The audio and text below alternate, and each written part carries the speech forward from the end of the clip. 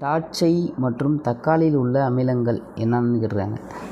திராட்சை இருக்கு இல்லையா, திராட்சையில் வந்து டார்டாரிக் அமிலம் இருக்குது, தக்காளியில் வந்து ஆக்சாலிக் அமிலம் இருக்குது. டார்டாரிக், ஆக்சாலிக் எங்கே இருக்குது? ஆப்ஷன் சி தான் அதுக்கான சரியான ஆன்சர். டார்டாரிக் மற்றும் ஆக்சாலிக் அமிலம். சரிங்களா? இந்த ஆப்ஷன் கவனிங்க.